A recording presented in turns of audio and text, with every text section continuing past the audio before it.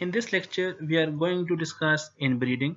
The inbreeding is the breeding between two closely related organisms, mainly used to produce the homozygosity or used to introduce the desired type of an organism in the population.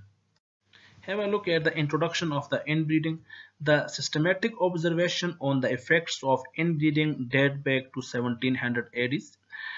Detailed information on inbreeding in maize was published independently by East in 1908 and Shull in 1909.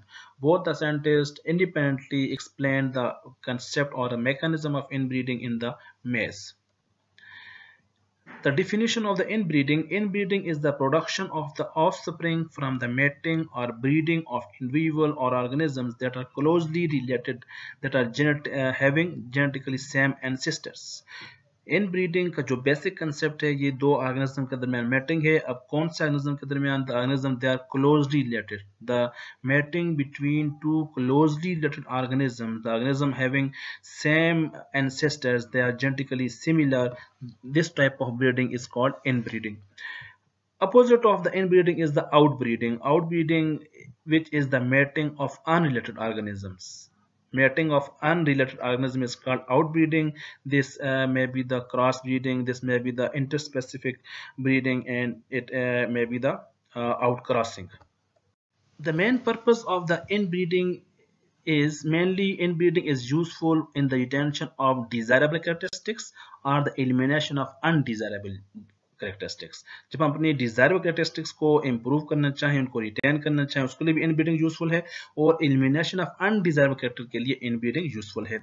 But it often results in decrease vigour size and fertility of offspring because of the combined effects of harmful genes that were recessive in both parents. अब जब recessive parents या recessive जो jeans हैं वो जब combine होंगे, उनके अगर उन रिसेसिव जीन का जो इफेक्ट है वो हार्मफुल है, अगर उनका जो recessive genes का effect deleterious है, then it will cause the abnormality or the decrease in the fertility or the vigor in size.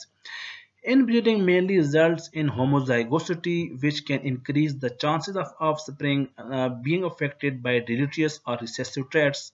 This usually leads to at least temporarily decreased biological fitness of a population that is called inbreeding depression, which is its ability to survive and reproduce. Inbreeding जो mainly इसका जो result है that is the production of the homozygous organism. होमोजाइगसिटी को inbreeding improve करती है. कैसे improve करती है? जब हम दो ऑर्गेनिज्म को, अगर हेट्रोजाइगस ऑर्गेनिज्म को आपस में क्रॉस करेंगे, ये जो ऑर्गेनिज्म है फॉर एग्जांपल दोनों हेट्रोजाइगस हैं, if these both organism are cross with each other having heterozygous genes, when the offspring are produced, the chances of occurrence of the homozygous dominant और द होमोजाइगस रिसेसिव, इनके जो चांसेस हैं वो ज्यादा होते हैं. इसलिए inbreeding mainly result in the homozygosity. It mainly increase the chances of the genes that having the deleterious effect or the recessive traits. For example, अगर जो हमारे पास जो recessive genes हैं, अगर इनका effect अगर ये combined form में homozygous जब recessive आ जाएगा, दोनों homozygous recessive आएंगे, अगर homozygous recessive genes इनका जो effect है ये lethal हैं या ये deleterious effect प्रोड्यूस करते हैं, then the chances of these gene or the production of the offspring having homozygous recessive genes are maximum 25% के chances होते हैं.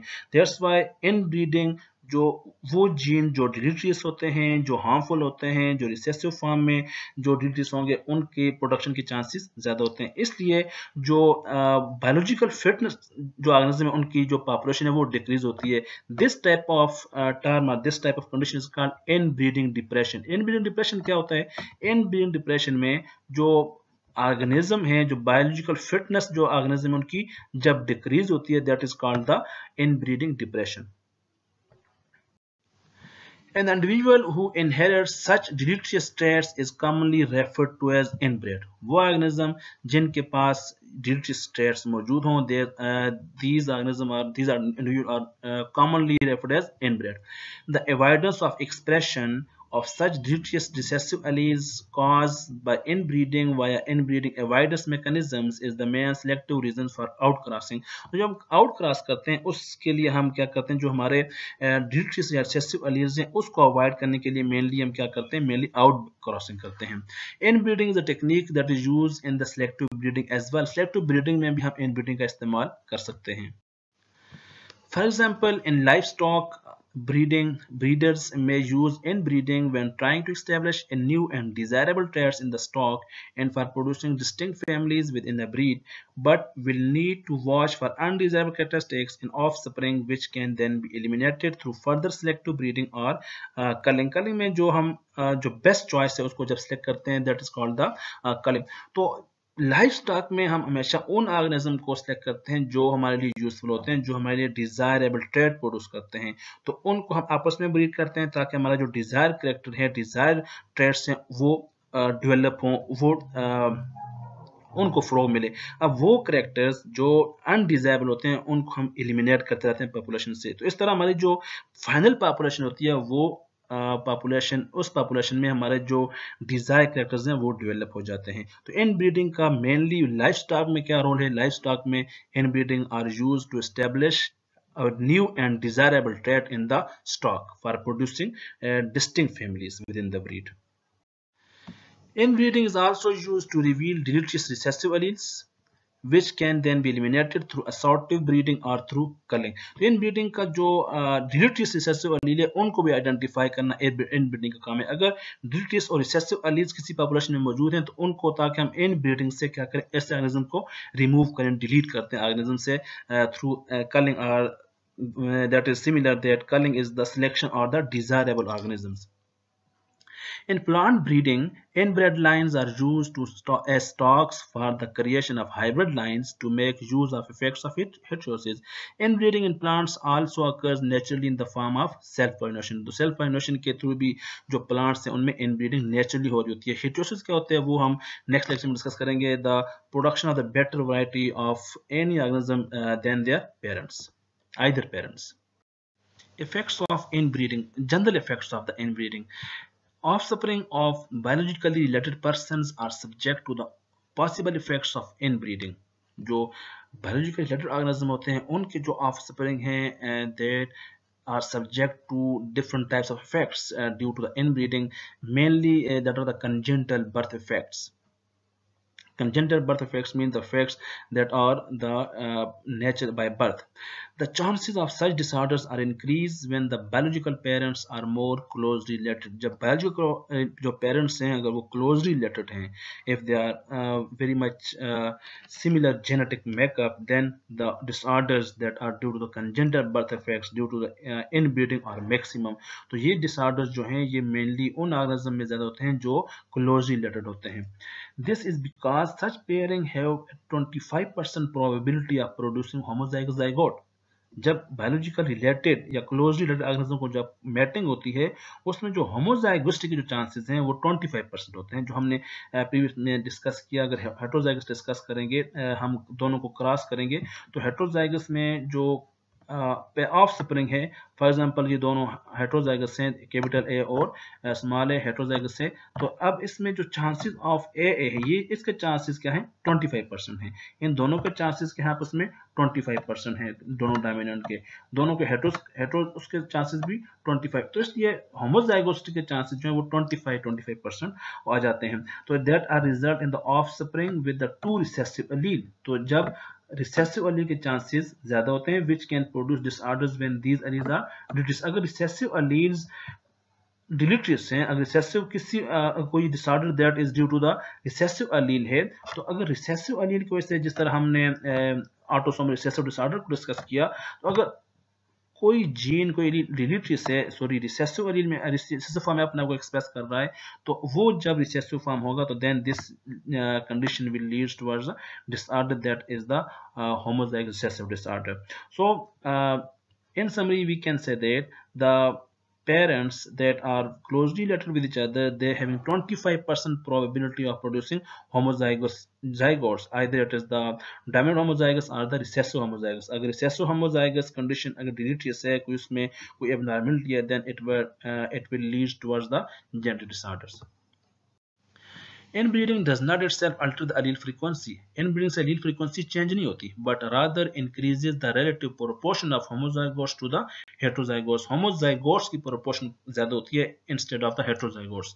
However, because the increased proportion of the deleterious homozygotes exposed to the allele to the natural selection, in the long term, its frequency decreases more rapidly in the inbred population. अगर deleterious homozygotes ज़्यादा expose हो रहे हैं तो natural selection की वजह से उनकी जो पॉपुलेशन है वो डिक्रीज हो गई, क्योंकि उनकी जरूरत नहीं होती पॉपुलेशन में.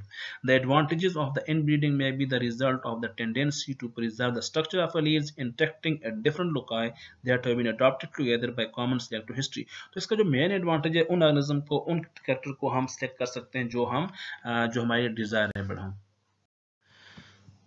दो ऑर्गेनिज्म में दोनों ये हेट्रोजाइगस और ये होमोजाइगस, जब इनको हम इनब्रीड करेंगे, जब मैटिंग होगी इनकी, तो ए डोमिनेंट है और स्मॉल ए रिसेसिव है, that is the deleterious allele having deleterious effects और द एबनॉर्मल इफेक्ट. जो ऑफस्प्रिंग है वो हमारे पास आया हेट्रोजाइगस में. जब इसी हेट्रोजाइगस को हम इनब्रीड करेंगे हेट्रोजाइगस के साथ, तो चांसेस हैं जो ऑफस्प्रिंग है उसमें जो डोमिनेंट जो रिसेसिव होमोजाइगस रिसेसिव की चांसेस 25% हो जाते हैं. अब अगर ये रिसेसिव फॉर्म या रिसेसिव होमोजाइगस फॉर्म डिलीटेरियस से कोई एबनॉर्मल इफेक्ट के लिए प्रोड्यूस होती है, डिसऑर्डर प्रोड्यूस करती है, then it will cause the problem in the population in the individual. That's why inbreeding have a negative effect in the population. It may lead towards the homozygosity that will create different types of problems. It may, if this homozygous recessive is the lethal, then the organism will die. Similarly, this homozygous recessive is the lethal. When we inbreed the heterozygous with each other that are very much closely related with each other, जब उसको cross करेंगे जो offspring है, तो उसमें ये वाला जो ऑर्गेनिज्म है उसके चांसेस क्या हो गए, उसके चांसेस आने के ज्यादा हो गए, और ये डिलीटेरियस एलील्स हैं. अगर हम उसको आउट क्रॉस करेंगे, out cross is the crossing between the unrelated organism. ये हेट्रोजाइगस है और ये होमोजाइगस है. जब इसको हम आउट क्रॉस करेंगे तो होमोजाइगस रिसेसिव के चांसेस क्या हो जाएंगे, कम हो जाएंगे, क्योंकि यहाँ पे यहाँ पे होमोजाइगस डोमिनेंट है, तो होमोजाइगस डोमिनेंट और हेट्रोजाइगस डोमिनेंट जब आपस में क्रॉस करेंगे तो हेट्रोजाइगस डोमिनेंट के चांसेस ज्यादा हैं, और यहाँ पे होमोजाइगस रिसेसिव के चांसेस मिनिमम 0 हैं, क्योंकि यहाँ पे हमारे पास कोई रिसेसिव एलील मौजूद नहीं है. तो that's why inbreeding will result in congenital defect or deleterious effects in the population. Inbreeding coefficient. Inbreeding coefficient is the way of measurement of inbreeding depression is called the inbreeding coefficient. जब हम inbreeding depression को find करेंगे, measure करेंगे, that type of method is called the inbreeding coefficient. अब inbreeding depression discuss कर चुके हैं. जब किसी ऑर्गेनिज्म को हम पॉपुलेशन से रिमूव करेंगे, डिलीट करेंगे या होमोजाइगोसिटी इफेक्ट को डिक्रीज करेंगे, that is called inbreeding depression. तो जब इनब्रीडिंग डिप्रेशन को हम मैथमेटिकली वे से फाइंड करेंगे, मेजर करेंगे, that is called inbreeding coefficient. Inbreeding coefficient का जो फार्मूला है F is equal to HE minus HO divided by HE. इस फार्मूले में F क्या है? F इनब्रीडिंग कोएफिशिएंट है, HE है एक्सपेक्टेड हेट्रोजाइगोसिटी, HO है observe heterozygosity. HE is the heterozygosity expected, HO is observed, and HE is वही expected heterozygosity. Observed क्या होती है? Observed जो हमें दी होती है, और expected जो नॉर्मली फार्मूले के जो हार्डी-वेनबर्ग लॉ से हम फाइंड करते हैं, that is the expected. Interpretation की बात करें, अगर इनब्रीडिंग कोएफिशिएंट 0 है, then there is no inbreeding. अगर इनब्रीडिंग जो कोएफिशिएंट है, F की वैल्यू अगर 1 है, then there is a complete inbreeding. अगर लो F है, लो F मीन्स लेस इनब्रीडिंग, और high F means significant inbreeding. तो ये हम जो रिजल्ट्स हैं, ये हम इनब्रीडिंग कोएफिशिएंट के रिजल्ट्स के बाद हम उसको डिटरमाइन करेंगे, एनालिसिस करेंगे. आइदर अगर 0 है तो नो इनब्रीडिंग, अगर 1 है तो कंप्लीट इनब्रीडिंग, अगर लो 1 है तो कंप्लीट, अगर लो F तो लेस इनब्रीडिंग, अगर हाई F है तो significant inbreeding. For example, in a population of 100 individuals, there are 16 mm blood group है, 31 Mn blood group है, और 53 Nn blood group है. Then calculate the inbreeding coefficient. तो इसका inbreeding coefficient क्या होगा? 100 इंडिविजुअल हैं। तो टोटल इंडिविजुअल कितने, 100, तो कितने होंगे इंडिविजुअल नंबर ऑफ एलील्स कितने होंगे, तो each individual have 2 allele, then 100 multiply by 2 is equal to 200 alleles. तो एमएम जो हमारे पास ब्लड ग्रुप है उसमें उसके 16 मेंबर गिवन है, जो एमएन है उसके 31 है, हेट्रोजाइगस कंडीशन में है, और 53 जो है वो होमोजाइगस रिसेसिव एनएन है। अगर हम एम जीन की फ्रीक्वेंसी मालूम करें, एम एलील की, क्योंकि एम यहाँ पे एम होमोजाइगस 16 है, 16 मल्टीप्लाई बाय 2, जो हेट्रोजाइगस में एम कितने 31 है, तो 16 multiply by 2 plus 31 is equal to 63, तो 63 डिवाइड बाय 200 करेंगे तो दैट इज इक्वल टू 0.31। तो एम जो होमोजाइगस जो एम डोमिनेंट है उसकी जो फ्रीक्वेंसी 0.31 है, जो रिसेसिव है उसकी फ्रीक्वेंसी क्या होगी, तो टोटल हमारे पास जो इंडिविजुअल है एन के लिए दैट इज 53, तो इंडिविजुअल 53 है, तो each individual have 2 gene, 53 multiply by 2, जो हेट्रोजाइगस है उसमें 31 है, तो प्लस 31 जी आ जाएंगे 137, तो 137 divide by 2 that is equal to 0.68। तो जो रिसेसिव है उसकी लीड फ्रीक्वेंसी क्या है, रिसेसिव एन है दैट इज 0.68, जो डोमिनेंट है वो एम एस 0.31। अब हमने क्या मालूम करना है, अब हमने इनब्रीडिंग कोएफिशिएंट मालूम करना है। तो इनब्रीडिंग कोएफिशिएंट हमेशा उसके लिए हमने जो फार्मूला देखा था पिछली स्लाइड में उसको हम रिवाइज कर देते हैं। फार्मूला क्या है, formula HE minus HO divided by HE। तो HE क्या है, एक्सपेक्टेड हेट्रोजाइगोसिटी, और HO क्या है, HO is the observe heterozygous condition। तो expected heterozygosity can be calculated by using Hardy-Weinberg equation। तो expected हम कैसे मालूम करेंगे, expected can be determined by using Hardy-Weinberg equation, जो हमारे पास है p square plus q square plus 2pq is equal to 1। तो इसमें हम चूंकि हमने सिर्फ हेट्रोजाइगोसिटी की वाली मालूम करनी है, तो दैट इज 2pq, तो 2pq is equal to 2 multiply by 0.3, जो हमने प्रीवियस स्लाइड में p की वैल्यू डिनोट की, जो डोमिनेंट है वो p होता है, जो रिसेसिव होता है वो q होता है। तो जब हम इनको मल्टीप्लाई हमने किया 2 multiply by 0.31 multiply 0.68 that is equal to 0.42 total individual कितने हैं, 100 हैं, तो जब हमने उसको डिवाइड बाय 100 किया तो 42 हमारे पास आ गए हेट्रोजाइगोस। अब हमने क्या करना है, और ऑब्जर्व जो हेट्रोजाइगोसिटी है वो क्या है, observe that is a given, जो गिवन हमारे पास फार्मूले में वो जो क्वेश्चन में वो 31 है, गिवन जो ऑब्जर्व हेट्रोजाइगोसिटी है वो 31 है। अब हमने क्या करना है, फार्मूले में वैल्यूज पुट कर देनी है, heterozygous inbreeding coefficient is equal to HE expected heterozygosity minus HO observe heterozygosity divided by HE। जो एक्सपेक्टेड है जो हमने फार्मूले से आइडेंटिफाई की दैट इज 42 माइनस 31 जो हमें गिवन है divided by 42 that is equal to 0.26, so coefficient is 0.26। तो रिजल्ट हमने एनालिसिस किस बेस पे करना है, जो हमने प्रीवियस स्लाइड में डिनोट किया। अगर f इज इक्वल टू 0 है तो कोई नहीं है, अगर f इज इक्वल टू 1 है तो कंप्लीट है, अगर लो है तो सिंपल जो है ना वो लो है, जो है ना वो इनब्रीडिंग है।